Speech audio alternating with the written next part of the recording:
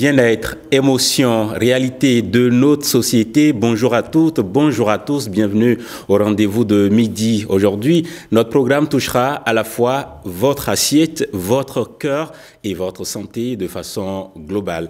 Nous commencerons avec un sujet essentiel, comme d'habitude, les jeudis, pour votre beauté et votre bien-être. L'alimentation et son impact sur l'éclat de la peau. Quel aliment privilégié pour une peau lumineuse et en pleine santé? Quels sont les pièges à éviter? Notre diététicienne nous éclaire sur le lien entre ce que nous mangeons et la santé de notre peau. Ensuite, nous parlerons d'un sujet qui concerne beaucoup d'entre nous, les risques liés à la consommation des aliments congelés et surgelés. La préservation de la chaîne du froid est essentielle pour éviter les intoxications alimentaires et préserver la qualité des aliments. Mais sommes-nous réellement vigilants? Quels dangers courons-nous en cas de rupture de cette chaîne? Nous en discuterons avec notre expert ou notre experte, si vous voulez. Enfin, dans notre rubrique Vécu Société, nous aborderons une histoire délicate et bouleversante encore. Imaginez, vous êtes en couple, vous souhaitez construire une famille, mais vous découvrez que votre époux pourrait avoir des enfants cachés tout en refusant d'en avoir avec vous. Comment gérez-vous cette situation? Entre doutes, douleurs et questionnements, nous tenterons d'apporter des éléments de réponse sur ce plateau. Restez avec nous, ça promet d'être riche en conseils et en émotions. Le rendez-vous de midi, c'est tout de suite.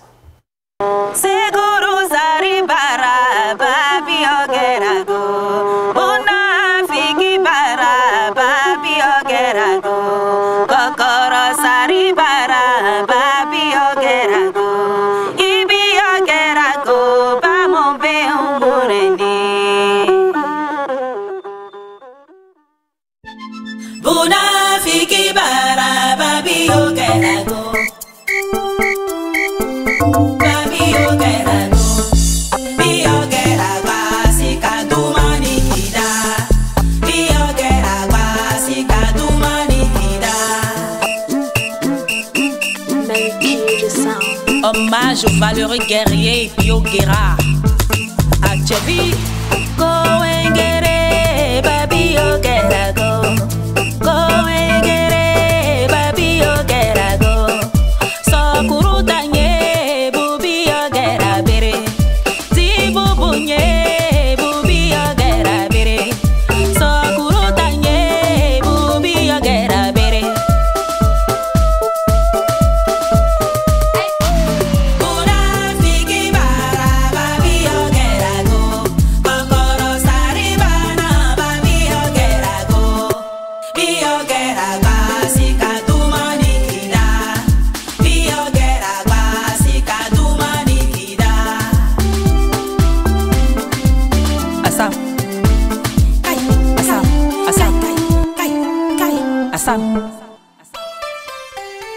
Aïe, never. On se décourage pas, on se décourage pas.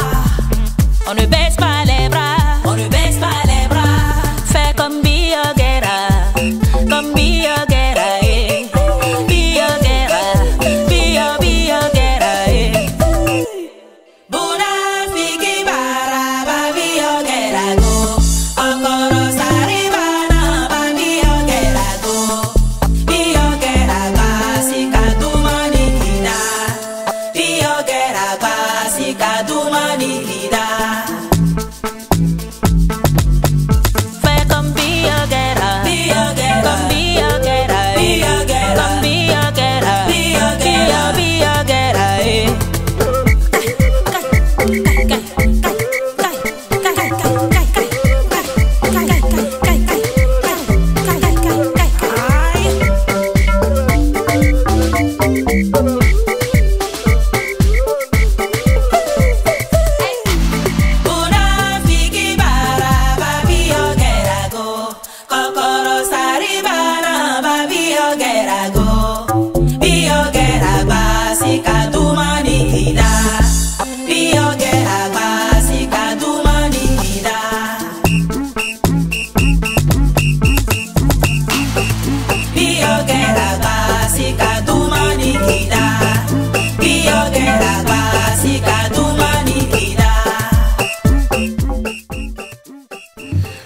Hommage à cet héros national, symbole fort de la résistance par ici. Merci à Thierry qui nous proposait cela. Nous démarrons tout de suite notre plateau. Il sera riche aujourd'hui. Le premier rendez-vous que je vous donne, je l'ai dit, bien-être. Nous parlerons du lien entre l'alimentation et la peau. C'est tout de suite.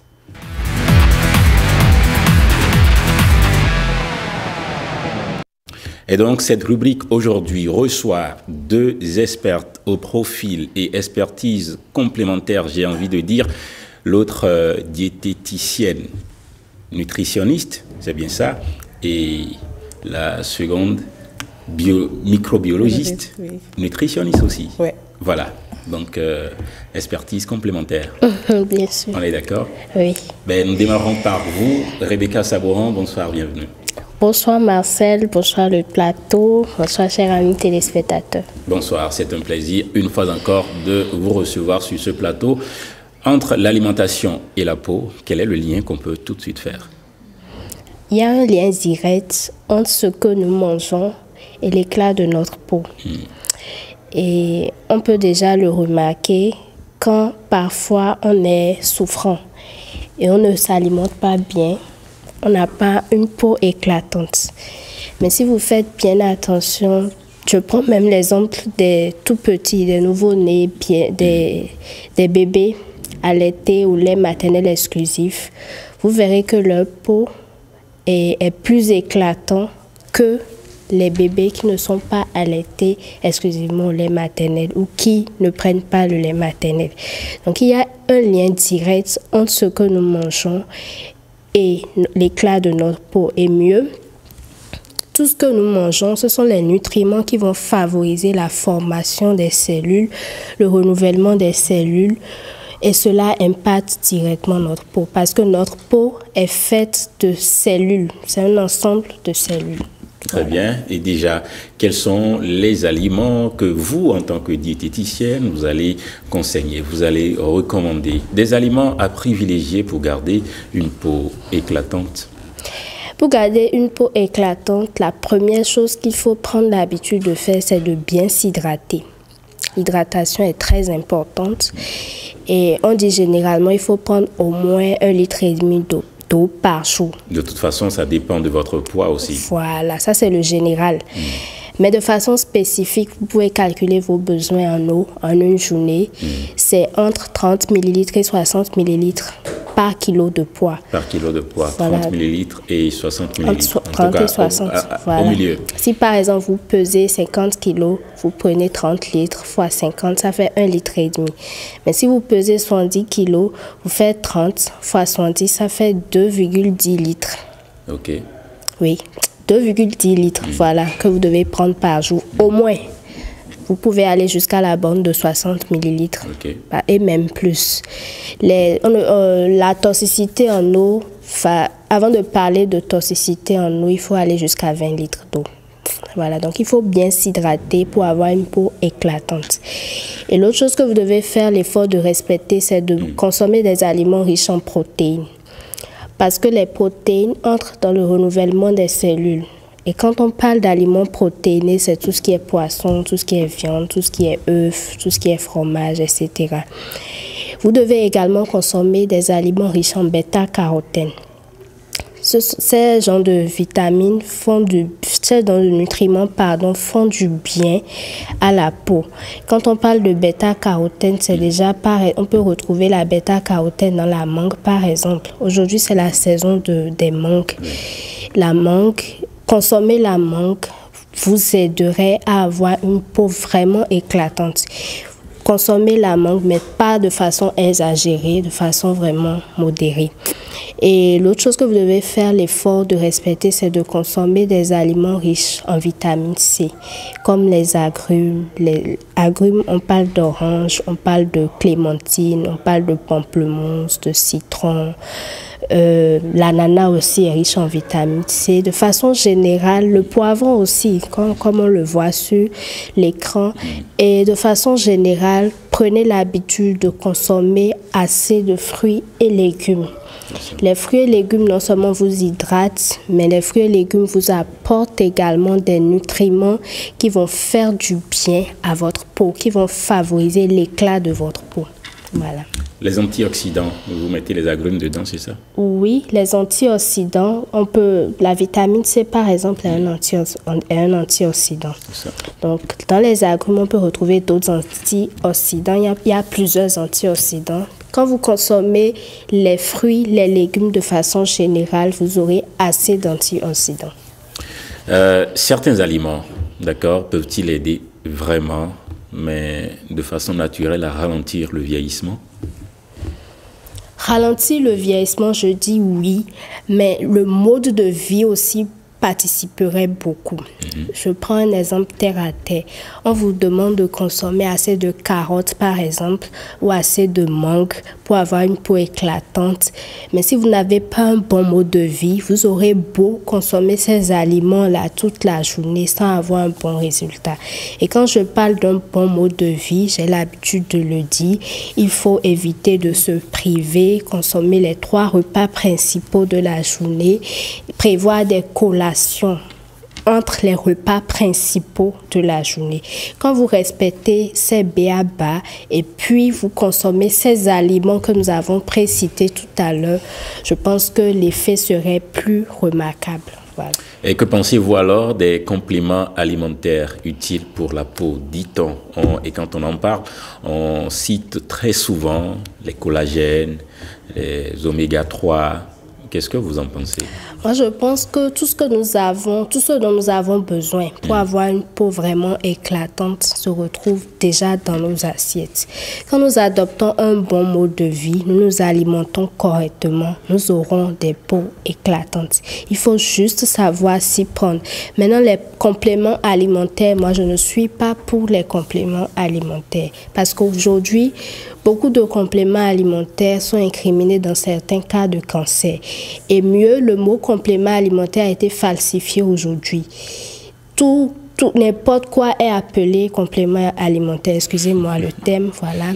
Donc, moi, je ne recommande pas vraiment les compléments alimentaires. Tout ce dont on a besoin pour être en bonne santé se retrouve dans nos assiettes. Un dernier conseil à ceux qui, très souvent, ont du mal à s'en sortir avec les acnés. Ah oui, les acnés, bon, et il y a plusieurs causes. Parfois, c'est le cycle menstruel de la femme. Bon, je veux qu'on parle surtout des causes liées à l'alimentation. Les causes liées à l'alimentation, ça peut-être, les acnés peuvent être dus parfois à des allergies. Okay. Certains aliments qu'on ne supporte pas, il y en a par exemple quand ils prennent de l'arachide, ils peuvent avoir des acnés, ainsi de suite. Et dans ces cas-là, il faut renforcer son système immunitaire pour pouvoir mieux supporter ces allergènes-là. Voilà.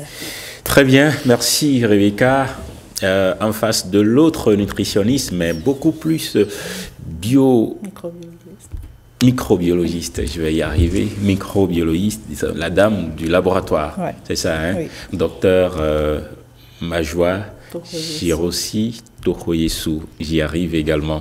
Bienvenue au plateau du rendez-vous de midi. Merci, bonsoir Marcel, bonsoir chère dame. Ça dépend, hein? Ça dépend d'où vous nous recevez. Bonjour, bonsoir, ça passe. Un mot à dire sur le sujet abordé? Oui, je pense qu'elle a abordé tous les aspects quand même du sujet. Elle a insisté sur les antioxydants. C'est très, très important, je trouve. Et le premier antioxydant par excellence, c'est le citron. Et donc, c'est un réel allié beauté pour avoir une belle peau éclatante. Nous avons également l'ail qui contribuerait beaucoup à avoir une peau plus éclatante. N'est-ce pas? Oui. Je sais que nous sommes sur votre terrain. Vous êtes docteur en microbiologie, en nutrition. Tout de suite, votre rubrique. Bien-être.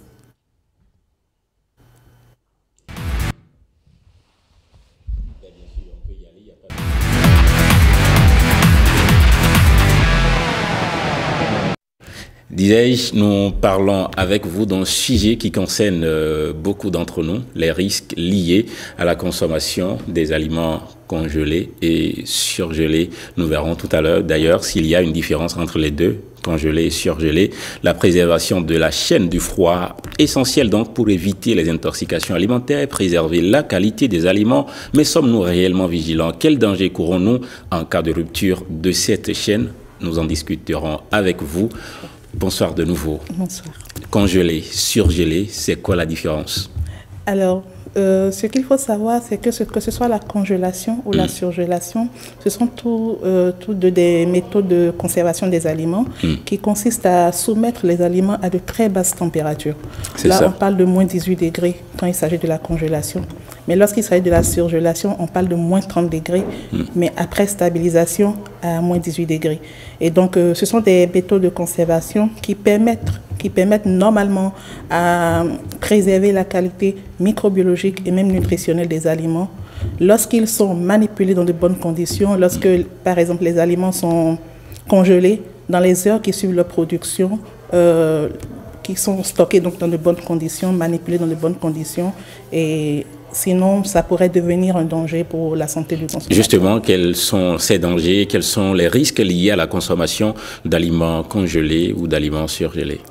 Le premier risque, selon moi, c'est comme vous l'avez évoqué tout à l'heure, c'est par rapport à la rupture de la chaîne de froid. C'est ça. Parce que généralement, dans nos habitudes alimentaires, nous avons tendance à décongeler les aliments, puis à les recongeler. Comme nous l'avons dit, le fait de congeler les aliments ou de les surgeler, cela permet de stabiliser les micro-organismes présents dans ces aliments-là. On parle d'effet bactériostatique, donc on va dire que les bactéries sont endormies. Et donc, lors de la décongélation, on note une hausse de la température dans ces aliments-là, et donc ce qui pourrait accélérer une multiplication des bactéries présentes dans l'aliment.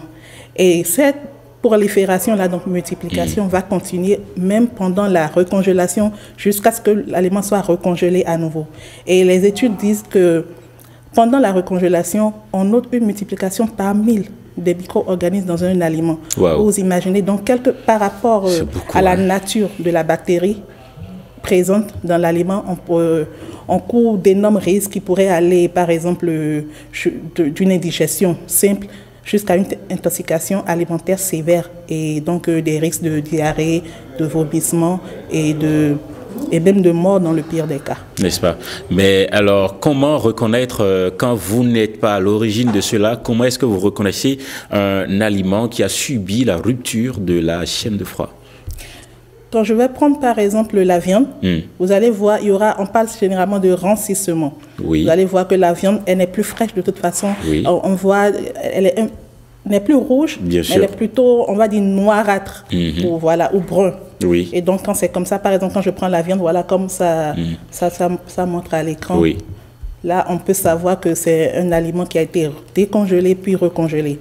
Je voudrais revenir rapidement sur un autre risque lié à ces aliments-là. C'est dans le système de congélation des aliments ou de surgélation, on y ajoute des additifs généralement et des conservateurs. Ça peut être du sel, du sucre, et à des quantités vraiment pas maîtrisées. Et donc, lors de nos consommations répétées de ces aliments-là, on est exposé donc à des risques d'accidents cardiovasculaires, d'hypertension, d'obésité, de cancer et tout ce qui va avec. Et quelle est la durée idéale pour conserver ces aliments au froid, pour congeler ou pour surgeler? Je pense que ça va dépendre de la nature de l'aliment. Ça peut même durer 6 mois à 1 an par rapport à l'aliment, mais vraiment, il faut que la température de congélation soit vraiment maîtrisée et soit stable. Y a-t-il des aliments qu'il vaut mieux ne pas surgeler ou congeler? Oui, il y a par exemple là je vais penser aux fruits. Et les légumes. Il faut vraiment éviter de surgeler ces aliments-là, mais vraiment, ou même s'il nous arrivait de les surgeler, de vraiment limiter le temps de surgélation. D'accord. Majwa Jerossi Toho Yesou, un docteur en microbiologie, en nutrition. Merci d'être venu au rendez-vous de midi. C'est moi qui vous remercie. C'était un plaisir. On se retrouve bientôt. D'accord. N'est-ce pas? Avec plaisir. Merci beaucoup. Et tout de suite, notre invité spécial, spécial invité de cette émission, de ce rendez-vous de ce jeudi, il nous vient de Dakar. Invité.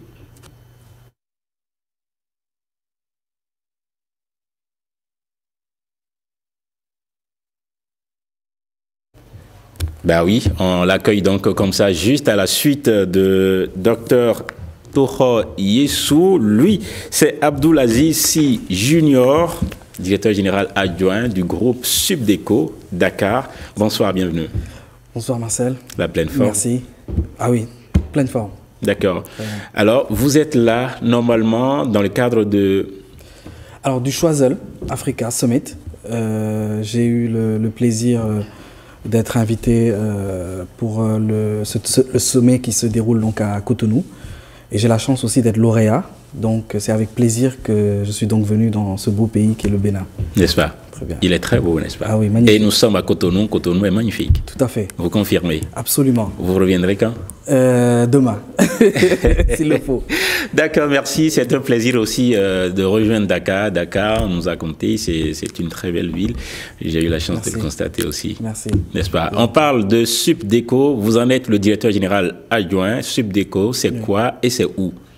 Alors, l'École supérieure de commerce de Dakar, c'est une des plus grandes écoles en Afrique francophone et qui est présent dans plusieurs campus en Afrique. C'est ça. Donc nous sommes présents d'abord au Sénégal dans 4 villes, 4 grandes villes, et puis présents en Gambie, à Djibouti, et dans d'autres pays à venir. Ce sont des projets que nous sommes en train de mettre en place. Nous avons appris que vous, personnellement, vous avez évolué dans des secteurs variés avant de rejoindre l'enseignement supérieur. Parlez-nous de vos motivations à rejoindre Subdeco. Tout à fait. Alors, moi, j'ai eu la chance de faire mes études en France et ensuite en Angleterre, à Londres, où j'ai fait la University of London, où j'étais diplômé en finance. J'ai ensuite pu rejoindre la City et travailler dans un cabinet de conseil en macroéconomie. Et après, j'ai nourri le vœu de rentrer au Sénégal pour contribuer au développement de mon pays et surtout dans l'éducation et l'enseignement, qui est ma passion. C'est ça. Donc depuis 15 ans maintenant, je suis dans ce secteur. J'ai gravi les échelons jusqu'à le poste de directeur général.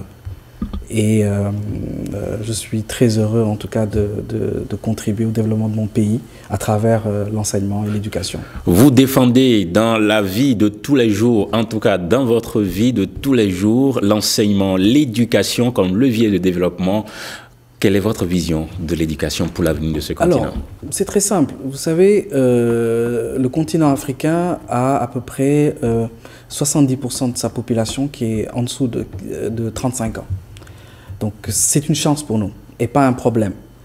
Au moment où en Occident, c'est l'inverse. Donc la pyramide des âges, où vous avez la plus grande partie de la population qui est au-dessus de 50 ans. Donc pour nous, c'est un levier de développement très important si nous nous focalisons sur la jeunesse, sur la formation, sur l'épanouissement et sur la santé, bien entendu. Et donc pour moi, cette richesse, il faut la mettre en valeur.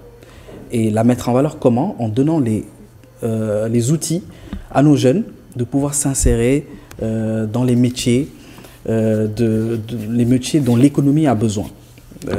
Et je suis très heureux de voir ici au Bénin tous les efforts que le gouvernement fait pour offrir aux Béninois ces opportunités-là, grâce au développement, je dirais, stratosphérique. Parce que moi, j'étais venu il y a 10 ans. Et donc, quand vous revenez aujourd'hui? Je reviens aujourd'hui à Cotonou, je vois la transformation du pays. Et on a envie même d'accompagner cette transformation-là. Parce que les jeunes ont beaucoup d'ambition, ils ont aussi des besoins. Et nous, dans l'expertise que nous avons, nous pouvons aussi contribuer à cet effort de formation du gouvernement. Très heureux d'entendre cela, très heureux d'apprendre que je vais bientôt bénéficier de ton accompagnement. Alors, aujourd'hui, Subdeco fête ses 30 ans d'existence, c'est bien cela? C'est ça. Pour dire vrai, on a 32 ans. Okay. Juste dire 2 mots, nous sommes la première école de commerce qui a été créée au Sénégal, à l'époque où c'était plutôt l'université qui formait des jeunes et qui proposait des cadres au secteur privé, au secteur public. Donc nous, à Subdeco, nous sommes venus avec une nouvelle offre, une nouvelle approche, qui est une approche très proche du milieu des entreprises. Parce que nous, notre client final, c'est l'entreprise. C'est pouvoir donner les cadres, les responsables qu'il faut et qui ont la démarche, l'attitude, le mindset pour pouvoir diriger les entreprises. Et donc, c'est ce type de profil que nous formons. Pour vous, qu'est-ce qui distingue Subdeco, votre établissement, des autres établissements d'enseignement supérieur du continent? Alors, moi, je n'aime pas trop me comparer. Ce que je peux dire, ce sont les forces que nous avons. Nos forces, c'est cette pédagogie axée sur l'entreprise. C'est cette force d'innovation. Parce que nous ne croyons pas au copier-coller occidentaux qu'il faut appliquer exactement. Nous créons, nous produisons de la connaissance. C'est d'ailleurs grâce à ça que nous avons été primés récemment en 2021 par l'AUF, où nous avons eu le prix de l'innovation, le prix mondial de l'innovation pédagogique, à travers notre centrale des cas que nous avons créée pour parler des success stories africaines et aussi des failures, des échecs, comme Air Afrique par exemple. On a produit un cas sur Air Afrique, qui était une superbe entreprise, mais malheureusement qui s'est éteinte. Alors nous, on pousse nos étudiants à comprendre pourquoi cette entreprise ou même d'autres entreprises ont failli. Comme ça, ils ne reproduiront pas les mêmes erreurs. Donc nous croyons beaucoup à la production de la connaissance africaine par des Africains.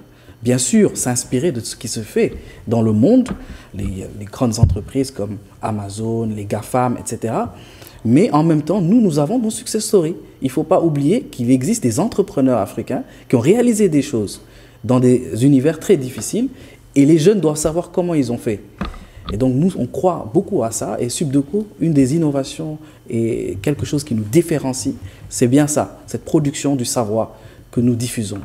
Des défis, c'est sûr que Subdeco en a eu à relever, mais il y en a encore à relever, n'est-ce pas? Tout à fait, absolument. Nous sommes dans l'ère de l'intelligence artificielle et nous avons un pôle technologique. On forme des ingénieurs en informatique, en réseau, en big data, et l'intelligence artificielle aujourd'hui évolue à grande vitesse. Et donc nos jeunes doivent être armés, ils doivent comprendre comment exploiter l'intelligence artificielle, avoir les outils qu'il faut. Et ça, c'est déjà un de nos défis. Autre défi, c'est sur les infrastructures, que les jeunes soient dans des infrastructures confortables, qui n'ont rien à envier au reste du monde. Et nous sommes dans cette dynamique-là.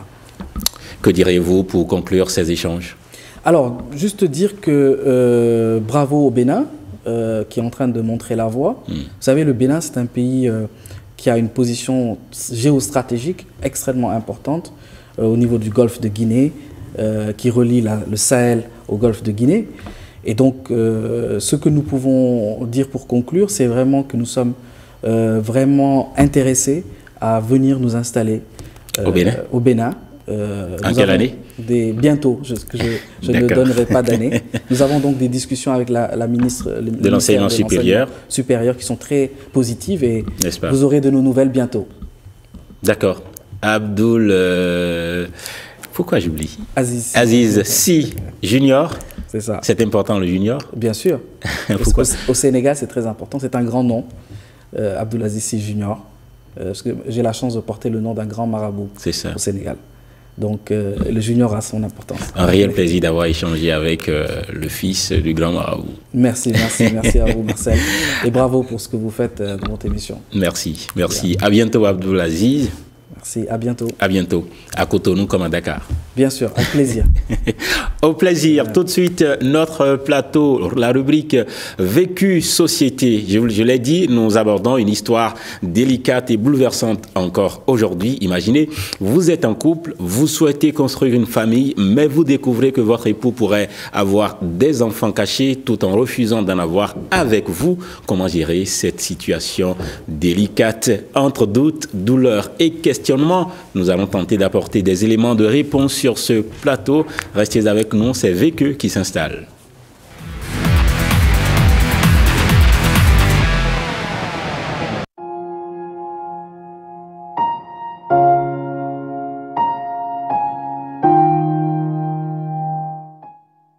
Bonjour à tous, bonjour le plateau. C'est la mort dans l'âme vraiment que je viens vers vous parce que j'ai l'impression d'avoir gâché les plus importantes années de ma vie. Je suis une femme mariée de 34 ans et mon mari et moi on est officiellement mariés depuis 7 ans. Nous n'avons pas encore d'enfants parce que monsieur m'a dit qu'il n'était pas prêt. Au début, je pensais que ça allait durer 1 an, 2 ans. Mais plus les années passaient, plus il me disait que nous devons forcément être prêts avant de faire des enfants et qu'on devait investir, payer des parcelles, qu'il faut que nous soyons vraiment à un niveau top. Au départ, j'ai aimé l'idée. Mais après, mon envie d'avoir un enfant a commencé à avoir le déçu. Sauf que lui ne l'entendait pas de cette oreille. Il y a même 2 ans, j'ai stoppé la pilule sans l'informer. Quand il a découvert, il m'a fait une scène incroyable et on est même resté en froid longtemps. Donc j'ai recommencé à prendre les pilules en priant toujours pour que Dieu touche son cœur et qu'il me permette de faire un enfant parce que le temps passe d'ici 10 ans, 15 ans. Quand on sera riche, comme il le dit, je ne sais pas si j'aurai la possibilité. Mais mon monde s'est écroulé il y a quelques jours et je peux vous avouer que le pire m'est passé par la tête. Quand j'ai appris que mon mari a 3 enfants dehors, tenez-vous bien, j'étais allée au marché quand j'ai croisé une amie de longue date, je dirais, à nous deux, qui s'étonnait du fait que je lui dise que mon mari et moi on est toujours ensemble. Elle me dit ah bon, et pourtant qu'elle connaît sa femme et ses enfants. Mais j'ai insisté, je lui ai dit sa femme, ça a toujours été moi. Et c'est ça qui m'a mis la puce à l'oreille, parce qu'elle semblait vraiment confuse. Après ça, j'ai essayé de tirer les verres du nez de certains de ses amis, son ami le plus proche notamment, qui est en fait son cousin. Et son attitude m'a fait comprendre qu'il y avait quelque chose qui clochait parce que il a un peu paniqué, il s'est inquiété. Sa femme m'a dit qu'elle ne sait rien et qu'elle ne peut rien me dire. Là, j'ai eu un dernier recours. Je m'entends bien avec les filles de ménage qui est un peu de la famille aussi et qui prend soin de leur petite fille. Je lui ai dit que je voulais des infos. Je l'ai vraiment rassurée et c'est elle qui m'a fait comprendre qu'effectivement, mon mari, il a une double vie, je dirais. Il a 3 enfants avec une femme et que bientôt, elle n'est pas sûre, mais elle a appris qu'ils vont voyager. Je n'ai pas voulu croire parce que je me suis dit à aucun moment il n'aura le courage de faire ça, surtout qu'on est tout le temps ensemble. Mais il se fait que j'ai un peu fouillé sur Facebook, j'ai eu des pistes, mais jusque-là, je n'ai pas encore la preuve. Elle m'a dit de faire mes enquêtes et pour le moment, je n'arrive pas... Mon mari n'a aucune trace dans son téléphone, mais j'aimerais savoir si je dois la croire, quelles sont les précautions que je dois prendre, est-ce que je dois confronter mon mari, est-ce que je dois prendre un détective? Je ne sais même pas si j'ai envie de découvrir la suite parce que ça semble tellement plausible que j'ai peur que ce soit vrai. Donc ma question c'est vraiment qu'est-ce que vous me conseillez? Est-ce que je poursuis mes enquêtes? Est-ce que je confronte mon mari ou est-ce que je me retire ou est-ce que je lui fais du mal? Parce que j'avoue que ça me traverse la tête aussi. Merci pour les conseils.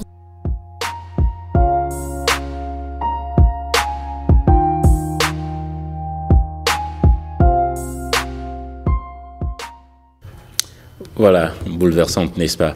Quelles peuvent être les raisons d'une telle situation dans un couple, Jennifer? Bonjour Marcel, bonjour chers téléspectateurs, bonjour le plateau. Enfin, bonjour Jennifer. Ouais, parce que vous avez omis de me vraiment désolé, un peu passionné au début et voilà ce que ça a donné.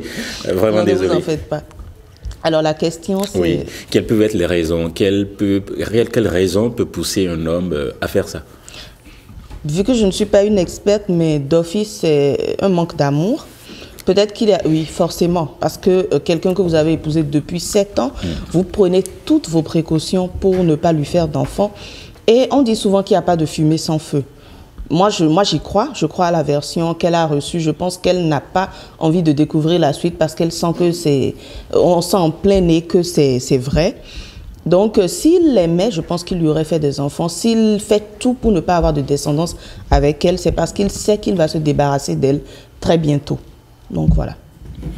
Compliqué, non, madame? Très compliqué. Bonjour, chers amis téléspectateurs. Je dis très compliqué parce que c'est le propre des hommes, de certains hommes, que les hommes m'excusent. De faire quoi? De faire des choses comme ça aux femmes. Et je voudrais d'entrée demander aux femmes. Mais ça, c'est pas une situation qui court les rues. Eh oui, va demander aux femmes. Moi là, de ma petite expérience de vie. Non, elle est grande. Je peux te citer 3 cas. Mais ça dit que Jennifer a parlé de quoi tu as dit, de manque d'amour. Moi, je dis c'est de la méchanceté. J'ai vu dans ma vie, dans mon adolescence, un monsieur d'un certain âge, avec de grands enfants, qui s'est mis avec une femme. Une femme qui, elle n'a qu'un enfant. Et elle cherche à en avoir plus. Et le monsieur lui a déclaré qu'ils seront ensemble et tout et tout. Et à chaque fois que la dame tombe enceinte, il essaie de voir un médecin ou bien quelqu'un, un ami, pour dire, dis-lui que la grossesse est une grossesse mal formée, des choses comme ça. Et on le lui a dit. On lui a dit à la femme 2 fois par là. Et elle a avorté. On l'a avorté. Je dis on l'a avorté. Parce que simplement, le monsieur, il est dans une relation légitime avec une autre femme et il ne voudrait pas avoir des enfants hors mariage. Il a fait ça. C'est l'une des principales raisons pour lesquelles les hommes font ça. J'en ai vu un autre très proche de moi qui a été ça. Notre cas, ceci, est-ce que c'est elle la première épouse, c'est ça? C'est elle la seconde, je crois. C'est l'épouse légitime. Qui parle maintenant, hein? Qui croit être légitime. C'est celle qui croit être légitime. Oui, je crois qu'elle croit être légitime. Le monsieur a déjà fait sa vie. Il a déjà eu 3 enfants. Et on la met là, elle, et on lui fait croire qu'on ne veut pas encore faire de... Nous sommes au Bénin, oui, nous sommes au Bénin. Dans quel mariage au Bénin ici? Dans quel mariage? On fait le mariage, on dit, je ne vais pas avoir d'enfant. Vous voulez en avoir, vous n'avez pas, Dieu ne vous en donne pas et toute la famille est contre vous. On vous demande par-ci, on vous demande par-là. Toi, tu te maries, 7 ans, tu restes dans une relation et tu te dis... Mais c'est bien possible, non? C'est bien possible. Écoutez, ça, si c'est en Afrique, si on vous dit ça, les femmes, je vous dis, et je suis sérieuse, quand vous êtes dans une relation avec un homme et il vous dit, on ne veut pas encore faire d'enfants, on ne veut pas encore faire ci, il faut soupçonner quelque chose. J'ai vu, ça s'est passé quoi? Très proche de moi, je ne vais pas dire. Qu'est-ce qu'il faut soupçonner? Il faut soupçonner quelque chose de mauvais. Oui. On lui a dit, peut-être qu'on est pas on a dit, laissez-moi votre fille, elle sera on va se mettre d'accord parce que les parents aiment l'homme. Bon, ça peut être notre enfant, ok, allez-y, commencez votre vie. Alors qu'il sait qu'au moment où il dit ça, il a déjà enceinté une autre femme et il amène la femme, l'autre, alors que les beaux-parents attendent que bientôt on dise, juste après le mariage, qu'on dise, voici la grossesse. Il a amené la femme là-bas, il commence à dire à la fille, on va pas tout de suite avoir un enfant, on va attendre 2 mois parce qu'il ne veut pas supporter 3 grossesses. Permettez qu'on réponde précisément à la dame. On est en train de répondre à la fille, il faut qu'elle nous écoute, qu'elle se dise, hey, c'est comme ça que ça se passe. La fille, je vais lui dire, si tu veux partir, si tu penses ce qu'on t'a dit là, il ne faut pas... les fonds disent... Ça fait 7 ans de relation. Ça fait 7 ans de relation. Elle n'a jamais parlé de manque d'amour dans son couple. Écoute, l'amour là, quelle est la relation où on se met et on ne veut pas avoir d'enfants? J'ai déjà dit ça. C'est possible. Non, on n'est pas obligé d'avoir d'enfants. Non, ça c'est chez les Yovo qu'on fait ça.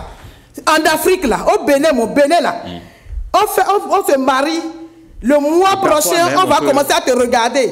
Est-ce qu'elle pousse? Est-ce que ça pousse quelque part? Est-ce que le ventre change de forme? C'est comme ça en Afrique. Et mon Bénin que je connais, c'est comme ça que ça se passe.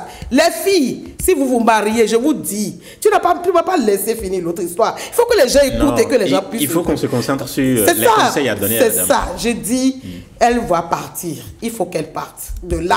Ce n'est pas un endroit où elle va. Je reviens à vous. Rebecca, c'est pas un endroit où elle va rester. Est-ce que c'est encore possible de sauver cette relation? Bon, moi, je pense que non, mais...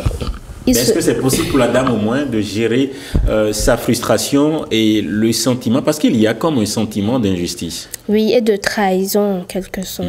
Parce que le monsieur a des enfants, elle le lui a caché. Et mieux, il ne veut pas avoir des enfants. C'est méchant. Il ne veut pas encore avoir des enfants avec elle. C'est méchant. Mais il ne lui a pas exposé la raison de façon claire. Il donne des arguments qui n'ont pas de sens. C'est méchant. Et il faut qu'elle poursuive ses enquêtes pour être sûre de l'information qu'elle a reçue. Et si elle est sûre, je pense qu'il vaut mieux sorti de cette relation. On parle de 7 ans de relation, Jennifer. Oui, 7 ans, c'est... préciser. Quand on suit bien l'histoire, à une partie, quand la nounou lui racontait l'histoire toute tremblante, elle lui a dit que son mari prévoit voyager avec la mère de ses enfants. C'est pour ça que je dis, on n'a pas eu les détails, peut-être que la dame est très riche, peut-être qu'elle lui porte chance, mais il est avec elle juste pour une raison. Lorsqu'il aura préparé... Quelle peut être la raison selon vous? C'est peut-être la richesse, c'est peut-être parce qu'elle lui donne de bons conseils pour évoluer dans ses activités, mais c'est tout sauf de l'amour. Donc quand il sera prêt à faire sa vie avec l'amour de sa vie justement et leurs enfants, il va la jeter. Mais je peux vous rassurer que s'il n'y a pas eu l'amour, ça ne pouvait même pas durer 1 an. Moi, j'aurais cru justement je peux comprendre parce que les cas, chacun son histoire, il peut décider de ne pas avoir d'enfant. J'en connais qui décident de ne pas avoir d'enfant. Mais là, ce n'est pas le cas. Là, ce n'est pas qu'il ne veut pas, c'est qu'il lui fait croire, oui, on en aura, mais patiente, sauf qu'il construit sa vie avec la femme qu'il aime. Qu'il aime peut-être plus. Mais il aime aussi la dame. La dame est en train de poser une question. Elle dit, est-ce que je dois prendre une détective? Est-ce que... Toutes ces questions, ça dit qu'il ne faut pas qu'elle se mette là. Toutes ces questions ne l'avanceront à rien. Ce qui va l'avancer, c'est que si elle veut continuer à rester dans le ménage, qu'elle mette les moyens forts pour se donner des enfants. C'est-à-dire que quand elle va commencer, qu'elle va voir le vrai visage du monsieur. C'est-à-dire que je suis en train de prendre des pilules. Pourquoi? Moi, je n'ai jamais fait d'enfant. Et je serai dans un ménage. Et donc, non, je prends des pilules. Pourquoi? Je n'ai jamais eu d'enfant. Et je vais prendre des pilules pour ne pas tomber enceinte. C'est quoi cette affaire? Alors, qu'elle laisse tomber les pilules et qu'elle se mette à nu. Qu'elle se mette à nu comment? Oui, je dis. Sans protection. Et que quand le monsieur va découvrir ça, il a déjà dit, le monsieur a déjà eu. Là aussi, ce n'est pas sérieux. Là aussi, ce n'est pas sérieux. C'est pas sérieux. Non. Ok. Bon, chacun fait sa vie, hein. Madame. C'est votre choix de vie. Restez là. Dans 10 ans, je vais vous demander combien d'enfants vous avez eu. On sera encore là. Merci. D'accord. Votre dernier conseil à la dame? Comme je l'ai dit, qu'elle poursuive ses enquêtes et... Pour moi, je pense que ce n'est pas une relation à continuer. Si l'information est vraiment vérifiée, ce n'est pas une relation à poursuivre. Vous pensez qu'elle pourra trouver mieux? Bien sûr. Aïe. Cette question-là, il y a tellement d'hommes. Il y a tellement d'hommes. Il y a tellement d'hommes. Vous voyez comment Jennifer le dit? Non, c'est comme ça que nous mettons la corde au cou et on reste dans une relation ennuyeuse, une relation toxique. On reste là toute sa vie et on dit, si je le laisse maintenant, est-ce que je vais trouver un autre? C'est quoi ces histoires-là? C'est quoi ces histoires? Non? Tu es quelque part où on te minimise, on te martyrise, on te maltraite. Parce que tout ce qu'on peut lui montrer comme amour, après là, ça dit c'est de façade. Moi, je pense. C'est-à-dire que vous savez, tu es avec une femme, on ne va pas dans une relation avec les mêmes objectifs.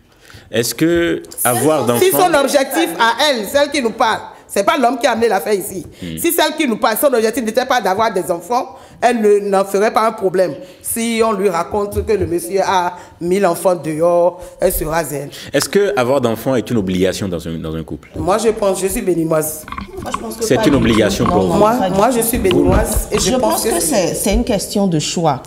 C'est un vaste sujet. Hein. Il y a des femmes qui n'ont pas du tout la fibre maternelle et c'est pas qu'elles sont méchantes. C'est que...